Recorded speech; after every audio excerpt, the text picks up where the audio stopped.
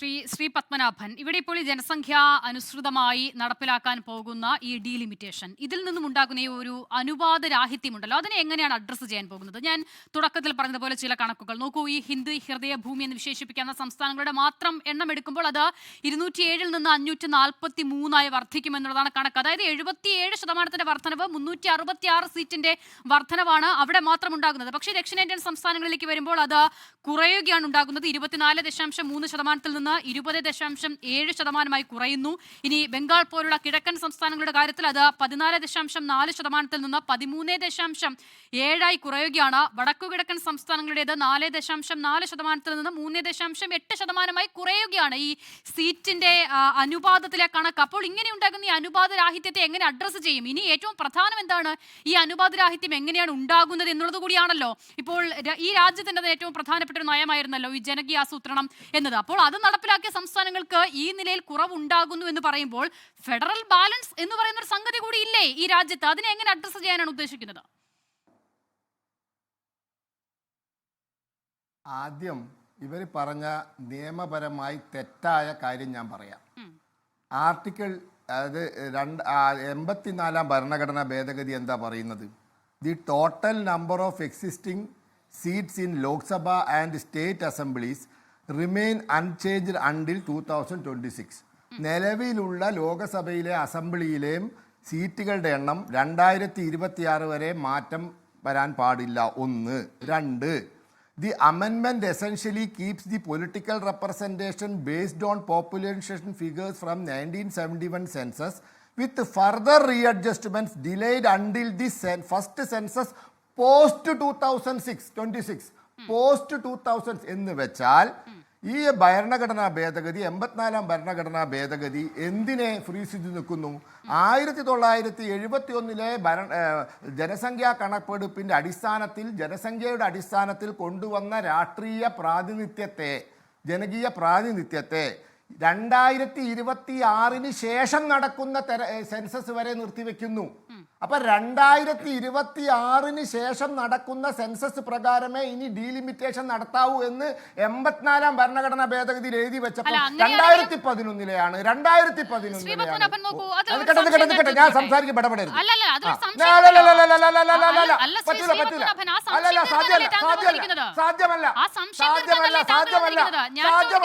സാധ്യമല്ല എനിക്ക് ഞാൻ പറയുന്നത് മുഴുമിക്കാൻ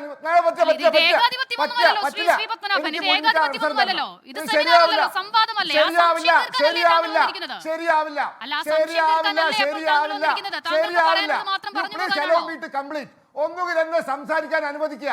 പറ്റില്ല എനിക്ക് ഞാൻ പറയുന്ന നിയമമാണ്, അത് നിങ്ങൾക്ക് മനസ്സിലാവാത്തത് കൊണ്ടാണ്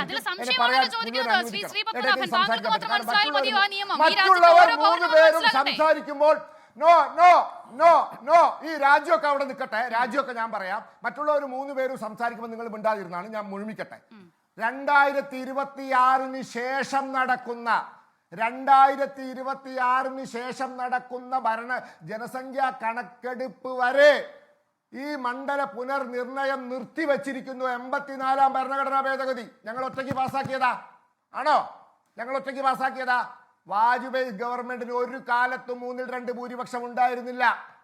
വാജ്പേയി ഗവൺമെന്റിന് ഒരു കാലത്തും 2/3 ഭൂരിപക്ഷം ഉണ്ടായിരുന്നില്ല.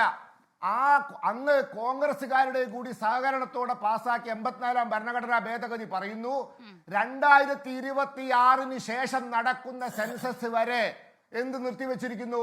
ഈ പുതിയ മണ്ഡല ക്രമീകരണം നിർത്തിവെച്ചിരിക്കുന്നു. കള്ളത്തരം പറയാ.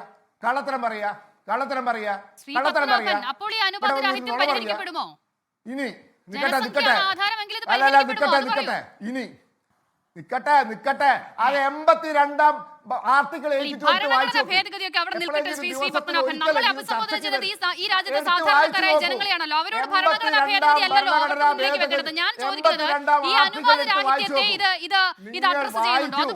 വായിക്കൂ.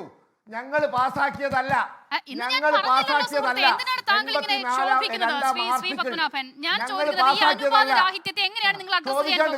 കള്ളത്തരം പറഞ്ഞാ പിന്നെ കള്ളത്തരം പറയരുത്, നുണ പറയരുത്. 82 ഭരണഘടനാ ഭേദഗതിയിൽ പറഞ്ഞതാണ് എല്ലാ ജനസംഖ്യാ കണക്കെടുപ്പ് കഴിഞ്ഞാലും മണ്ഡല പുനരേകീകരണം നടത്തണമെന്ന്. അത് ഫ്രീസ് ചെയ്തതാണ് 84 എല്ലാവരും കൂടി പാസ്സാക്കിയതാ, ഞങ്ങൾ ഒറ്റയ്ക്ക് പാസ്സാക്കിയതല്ല. അത് പ്രകാരം ഫ്രീസ് ചെയ്തു 26-ന് ശേഷം നടക്കുന്ന കണക്കെടുപ്പ് വരെ. പിന്നെ എങ്ങനെ 11-ന് കണക്കാന്ന് പറയാ? ഒറ്റ കാര്യം കൂടി പറഞ്ഞ് അവസാനിപ്പിക്കാം. നിക്കട്ടെ, നിങ്ങൾ ഈ ഇടയിൽ ചോദ്യം വേണ്ട.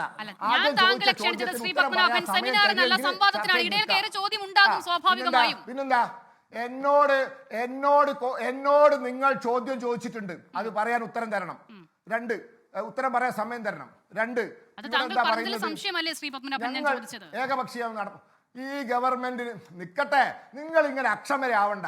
നിങ്ങളുടെ പ്രശ്നം എനിക്ക് അറിയാം. നിങ്ങൾ ഇൻട്രോവിൽ സ്റ്റേറ്റ്മെന്റ് നടത്തിയ ആളാ, പ്രസ്താവന ഇറക്കിയ ആളാ നിങ്ങൾ ഇൻട്രോയിൽ. അതൊക്കെ ഞാൻ കേട്ട് മിണ്ടാതിരുന്നത് ഞാൻ പൊട്ടനായതുകൊണ്ടല്ല, എനിക്ക് ഇതൊക്കെ മനസ്സിലായിട്ടുണ്ട്. അതുകൊണ്ടാണ് ഞങ്ങൾക്ക് ഇപ്പോഴും ഭൂരിപക്ഷം ഇല്ല.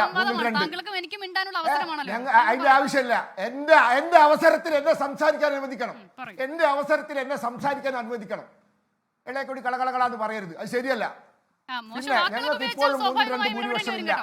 ഞങ്ങൾക്ക് ഇപ്പോഴും 3-2 ഭൂരിപക്ഷം ഇല്ല. ഞങ്ങൾക്ക് ഇപ്പോഴും 3-2 ഭൂരിപക്ഷം ഇല്ല. ഈ പ്രതിപക്ഷത്തിന്റെ സഹകരണമില്ലാണ്ട് ഇത് പാസ്സാക്കാൻ പറ്റൂല. അതുകൊണ്ടാ പറയുന്നത് 84 നിങ്ങളെ കൂടി പാസ്സാക്കിയതല്ലേ, നിങ്ങൾ സഹകരിച്ച് പാസ്സാക്കിയതല്ലേ. 26-ലെ സെൻസസ് കഴിയുന്നത് വരെ, അതിന് പോസ്റ്റ് 26 എന്ന് വെച്ചാൽ 26-ന് ശേഷം നടക്കുന്ന ഭരണഘടനാ കണക്കെടുപ്പ് ആരാ പാസ്സാക്കിയത്? അപ്പൊ അത് കഴിഞ്ഞിട്ട് നടക്കുക. അതാ ഞാൻ തുടക്കത്തിൽ പറഞ്ഞത് ഏറ്റവും ലേറ്റസ്റ്റ് സെൻസസ് 27-ലെ സെൻസസ് ആണെന്ന്. കാരണം 84-ാം ഭരണഘടനാ ഭേദഗതി അങ്ങനെ പറഞ്ഞിട്ടുണ്ട്. പോസ്റ്റ് 26 അനുപാത രാഹിത്യത്തെ എങ്ങനെയാണ് അഡ്രസ് ചെയ്യാൻ പോകുന്നത് എന്നുള്ളതാണ്. ജനസംഖ്യയാണല്ലോ ബേസ്. അതൊന്നും പറയൂ. ജനകീയാസൂത്രണം നടപ്പിലാക്കിയ ഞങ്ങളല്ല കൊണ്ടുപോകുന്നത്. എന്റെ പൊന്നു സഹോദരി, ഞങ്ങളല്ല 82-ാം ഭരണഘടന ആർട്ടിക്കിൾ പാസ്സാക്കിയത്. ഞങ്ങളല്ല. ആർട്ടിക്കിൾ 82 ആണ് അങ്ങനെ പറയുന്നത്.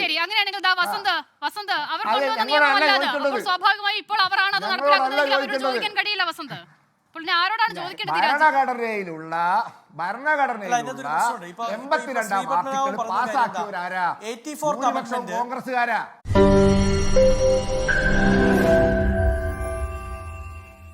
ലോകത്തെവിടെയായാലും ഏത് സമയത്തും 24 വാർത്തകളും ഓഗ്മെന്റഡ് റിയാലിറ്റി പാക്കേജുകളും എക്സ്പ്ലെയിനറുകളും വിശദമായി കാണാൻ ഞങ്ങളുടെ യൂട്യൂബ് ചാനൽ നിങ്ങൾക്ക് സബ്സ്ക്രൈബ് ചെയ്യാം.